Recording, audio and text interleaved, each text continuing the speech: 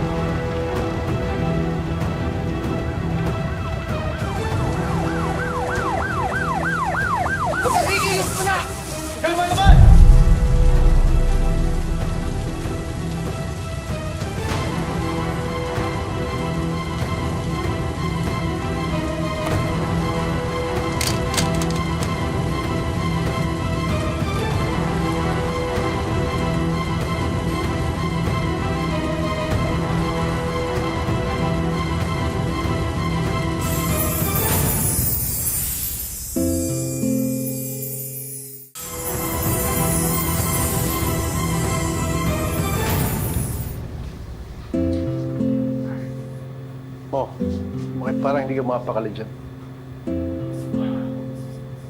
Hindi naman, Manong. Masaya lang ako para sa'yo. Biruin mo, kahit paaga yung alis mo, 25 years din yun. Manong, mag-iingat ka sa labas, ha? Huwag ka nang babalik dito.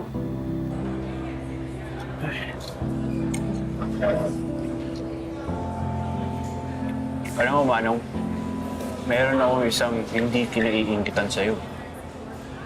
Kaya problema mo sa anak mo.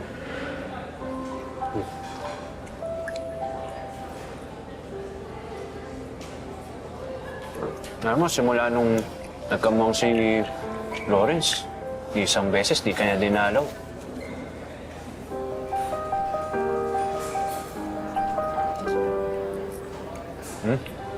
Mawala ka pa. Lahat ng kinikita ko, iniipon ko yan. Kaya taon-taon nakapagpadala ako ng regalo sa anak ko. Simula nung maliit pa siya. Eh, tinatanggap ba, Manong? Eh, ni isang sulat mo, wala man siyang sagot. Tingin ko naman may pag-asa pa kami dalawa ni Lawrence.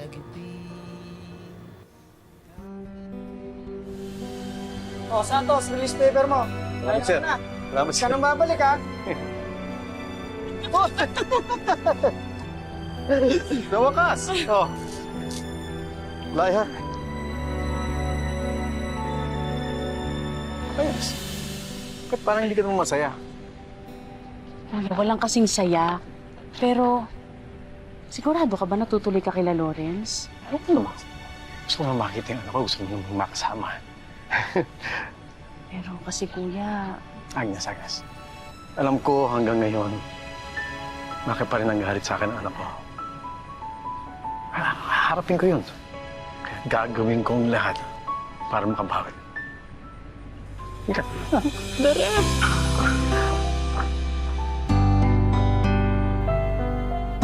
Oh, Tita Agnes, kamusta? Padalaw ka. oo kasi... Lawrence, anak.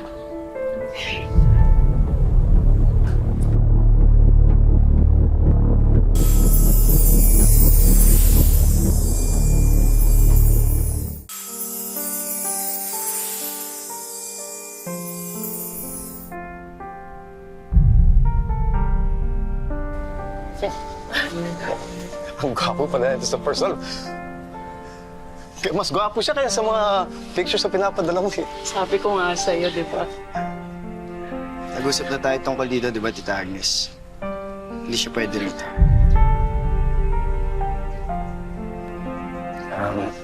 Lawrence, anak. Hindi ikaw ang kausap. Lawrence, Gusto lang naman ng Importante kasi sa trabaho ni Lawrence yung image niya. Ano na lang yung sasabihin ng mga prospects namin kapag nalaman nila na meron kaming kasama sa bahay ng ex ko. Huwag mo matatawag na ganyan ang kapatid ko, ah. Wala kang alam. Sige, Alex. Ayaw mo na. Ayaw mo ako na makipag-usap sa kanila. Lawrence, anak, ako nakikiusap lang sa'yo. Pwede naman ako kahit saan eh. Gusto ko lang naman makasama ka, makita ka araw-araw. Wala kang lugar rito. Di mo ba nakita lahat ng nakuha ko nung wala ka? Hindi kita kailangan. Pwede ba umalis na kayo? Lawrence, anak. Kuya, doon ka na lang sa amin. Maliit lang bahay namin pero gagawin natin ng paraan. Halika na. Agnes, kasi kapag umalis ako ngayon dito, lalo ko makawala ng pagkakataon na makabawi sa anak ko. Saka ayoko rin namang isipin niya na sumuko ako sa kanya ng agad-agad. Alam ko din naman kung saan nanggagaling ang galit niya. Kaya... kami lang.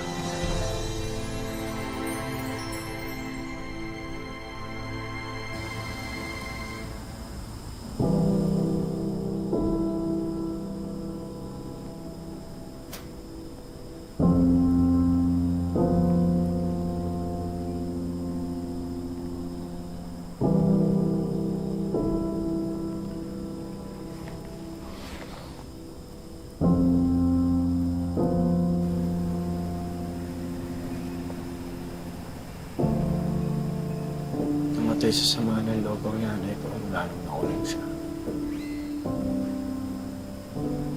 Wala nang sakto sa ako lahat ng mag-isa. Pero naawa ka ba? Hindi ko alam.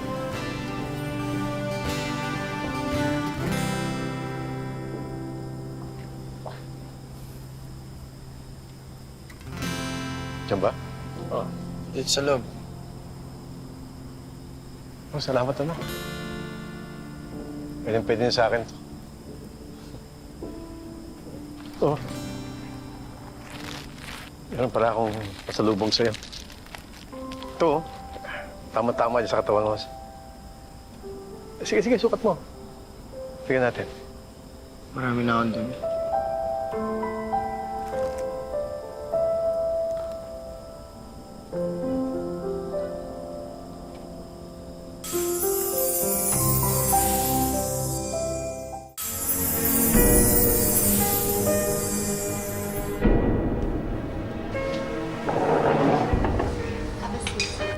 Thank you. Sila to. Sila to. Here you go. Just a little delay on the food. Hintay lang na. Ako yan. Sigurado kayo, sir. Sige na, ako sa inyo. Salamat po.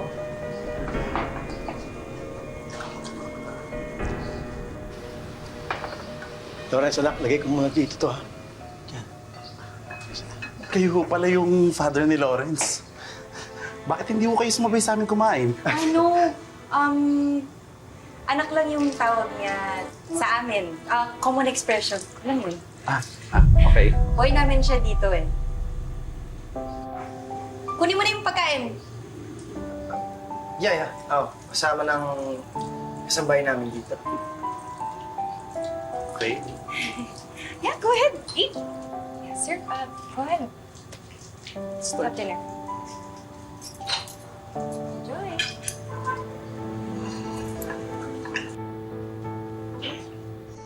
Fred, hindi pa nga to the lift. Sabi ko. Mukhang sagad na yata, eh. Sandali. Kaya pa yan. Ano ba? Ay! Ano ba yan? Ano naman yan? Hoy! Tanga ka ba, Steve? Ha? Ikaw napakabastos ng bungaka mo, ah. Baka nakakalimutan mo, kausap mo yung tatay ng boyfriend mo. Kaya mo na, kasalanan ko naman. Hindi, bastos tong malditang to, eh. Tinawag mo sa akin. Maldita. Maldita ako, Oo. ha? Una sa lahat, hindi mo to pamamahay. Kaya ingat-ingatan mo yung pananalita mo, ha? Ha? Sandali lang. Sino nagpapasok sa'yo dito at dire-diretso ka? Sobra na itong babaeng to eh. Tigilan mo ako! Sino ka ba? Aray ko! Sobra ka na! Aray! Sino ka? Tigilan mo ako! Sino ka? Kaya kayo! Ano ba nangyayari? Pinagtutulungan nila ako eh! Ano problema, Tita Agnes? Eh, etong girlfriend mo! Pinagsasalita na masama yung tatay mo, pinatukan pa niya! Eh, may pinapaayos lang naman ako eh. Eh, nakasira siya, nag-react lang naman ako. Ikaw sinungaling ka talaga, sinungaling! Ilan mo ako? Ikaw naman pala pinagmulan eh. Ano kasi? Alam mo kaya ayaw kita patirahin dito? Dahil matadala mo yung ugaling kulungan mo. Lawrence! Tatay mo yan! Tatay! Paano ko tuturing ang tatay na hindi naman naging ama sa akin? Ha? Please, tama na. Walang patuloy. Ano nga? Anak. Hindi. Sorry, anak, ha? Sorry. Kuya, tama na! Anak! Umuwi ka na sa amin. Sige, sumama ka na sa akin. Halika na. Halika na, kuya. Okay na, Agnes. Okay na. Sige, iwan mo na ako dito. Okay naman ako. Okay na. Okay.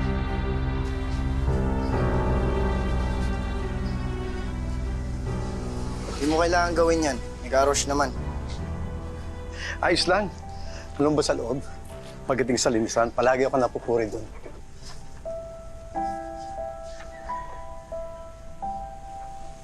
Lorenz, anak. Hindi naman ako masamang tao eh. Yung nangyari nun, hindi ko yung sinasadya. Hindi ko yung ginusto. Kapatay ka kasi ng hold up. Hindi mo sana inumpisahan. Lorenz, anak. Ginawa ko yung para sa'yo.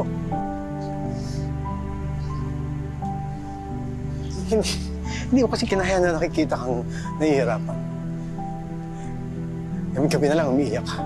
Baby ka pa na. Naging desperado lang ako na makahanap ng paraan para magamot ka. Ano nangyayari? Pagamot mo ba ako? Hindi naman, di ba? Sinakulong ka. Anak, hindi ko namang hinihiling na patawarin mo kung agad-agad eh. Alam mo, yung sana lang yung bigyan mo lang ako ng pagkakataon. Alam mo kung gusto mo magtagal dito. Tigilan mo yung kakatawag mo sa akin ng anak. Sa iyo ako magpaliwanag sa mga katrabaho ko sa kanang galing. Gloria, buksan mo nga yung gate. Sa daang puno ng pagod at pait, naglalakad ka ba ng nakapikit? Di nakikita kung saan paparating. Maligaw ka man sa dilim, may ilaw na ika'y sasagipin kahit kailan di.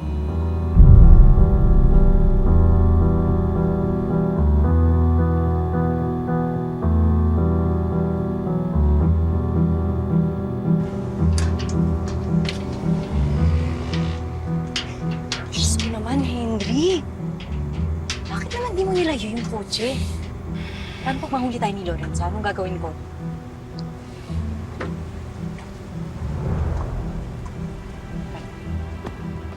Pakialam ko sa Lawrence na yun. Ang tagal-tagal na natin, samantalang kung kailan na kayo nagkakilala ng kumag na yun.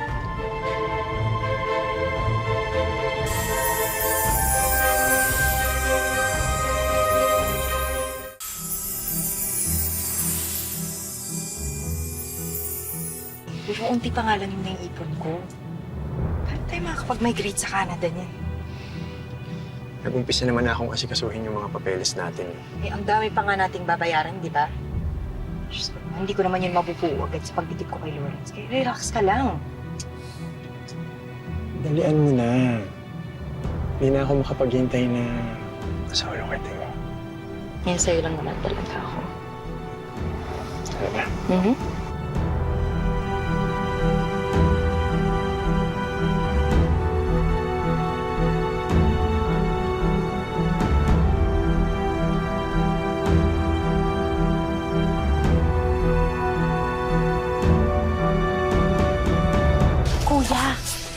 mo ba maniniwala si Lawrence sa lahat ng sabihin mo nakita mo? Agnes, kita kinakausap eh. Baka matulungan mo ako na mapaliwanagan yung anak ko na niloloko lang siya nung Christine. Ako?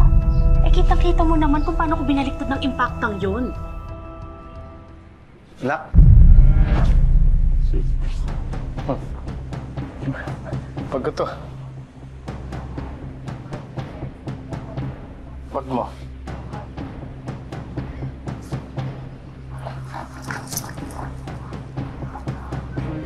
Ang sasalma tungkol dito.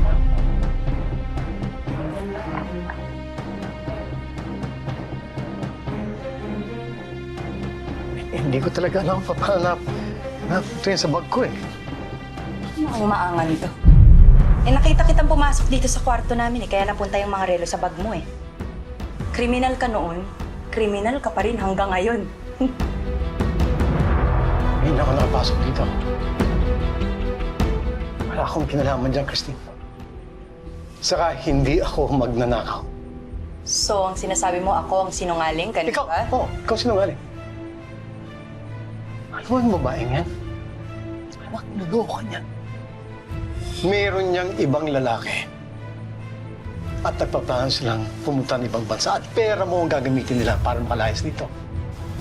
Sabi ko sa'yo, pag nahuli na natin siya nagnanakaw, gagawa na yan ng ibang story.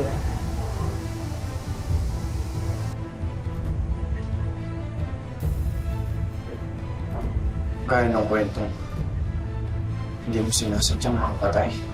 Minsan. State, wag mo namang lasungin ang isip ng anak ko. Pwede ba, Fred? Tumigil ka na. Umalis ka na lang. Kasi kahit kailan hindi ko kayang maniwala sa taong katulad mo. Umalis ka. Kung babalik dito. Sumama ka na sa akin. Alam mo naman na naprapraning ako pag naisip ko na magkasama kayo sa kama ng lalaking yun.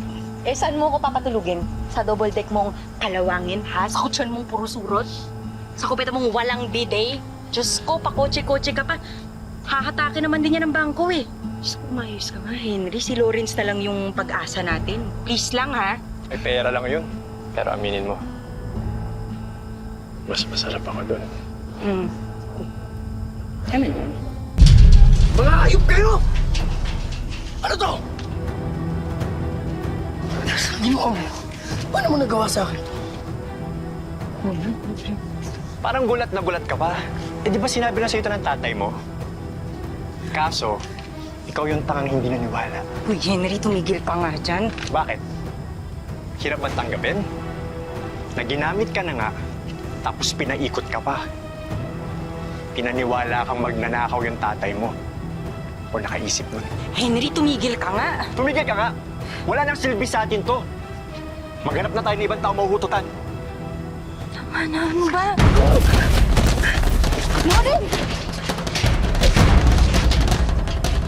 Tama na! Tama na! Ano? Tapang ka? Tumigil ka na nga, Henry. Tama na. Panoorin mong pasabugin ko ang utak nitong peking boyfriend mo. Diyos ko, bahala na nga kayo dyan.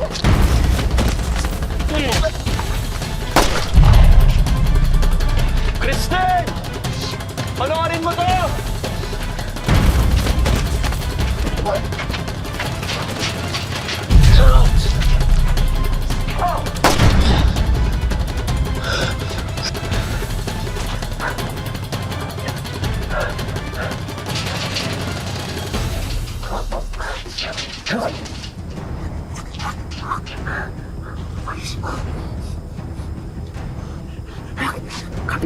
Kapit na sa tatay, ha?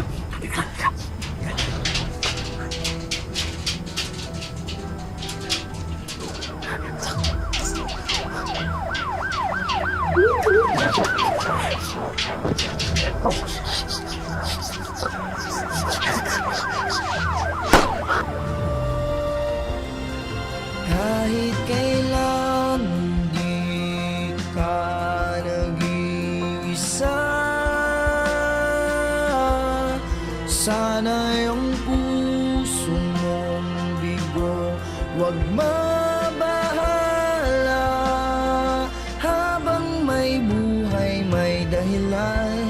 Isang babaeng nagtatago sa pangalang Christine Rondina ang dinampot ng mga pulis dahil sa kasong estafa. Maligaw ka man sa dilim.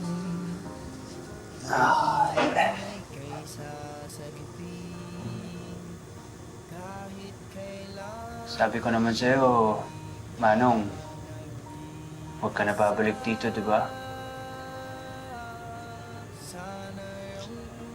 May dahilan kung bakit ako makalaya ng una.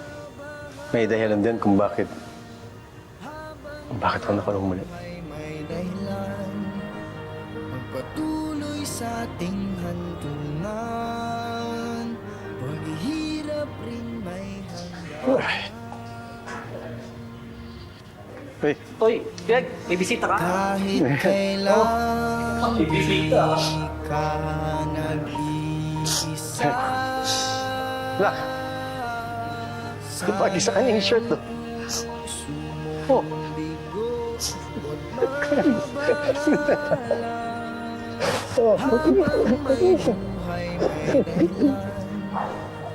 Patuloy sa ating hantungan. Yan po, ah.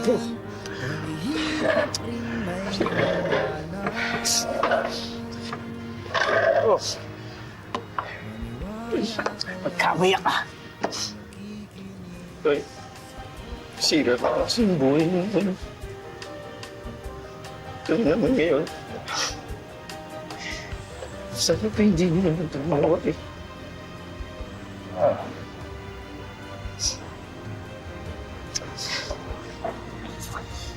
Baka din sira ang buhay ko. Eh, dahil ikaw ang buhay ko. Alam na pinagdasmihan ng lahat. Lahat gagawin ko para sa'yo. So, hindi ko alam kung paano ako makabawi sa'yo. Sa lahat ng kasalanan ginawa ko. Kaya nga tayo. Ako. Kukuha ako ng magaling na apurado. Ay lalabas ko kayo dito.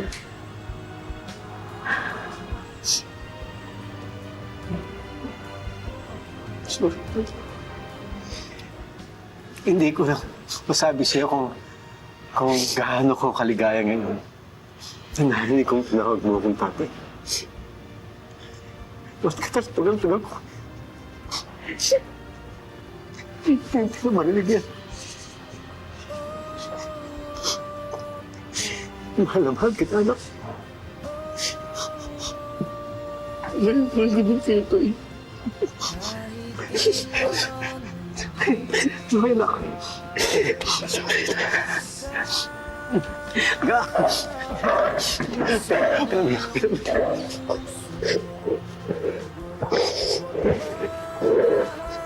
Mahal na mahal kita, anak. Habang may buhay, may dahilan. Mga kapuso, sana po'y nagustuhan nyo ang kwentong wish natin na hango sa totoong buhay. Sabi nga, priceless ang pagmamahal ng isang magulang. Dahil ang totoong kayamanan ng mga magulang ay walang iba, kundi ang kanilang mga anak. And now, oras na para sa ating 19 Instant Wishes promo. Mga kapuso, lahat po ng mga pangalang nasa screen, sila po ang lahat ng nag-comment sa aming anniversary post sa Facebook last week. At ngayon, pipili na po tayo ng ating winner. At ang ating lucky kapuso ay si Maribel Hapin. Nako, congratulations po at nanalo po kayo sa aming anniversary promo. Walang-wala na po talaga kami malapitan. Walang-wala na po kami sa inyo ng tulong. Dahil 19th anniversary special natin, una sa ating listahan ang isang negosyo package worth 70,000 pesos. May milk tea food cart business, mushroom chicharon business, may beauty product business, at may home cleaning essentials business pa. May tablet at wifi rin para sa online class ng mga anak nyo.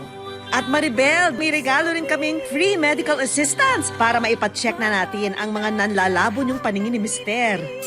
And lastly, idagdag na rin natin dyan ang ating Wish Ko Lang Money Bowl. Natupad na po yung mga pangarap ko para sa mga anak ko. Maraming po salamat, Ma'am Vicky. Happy anniversary po. Para po sa mga gustong sumali rito sa 19 Instant Wishes promo, abangan lang ang aming post sa aming official Facebook page next week at i-comment po ang inyong wish.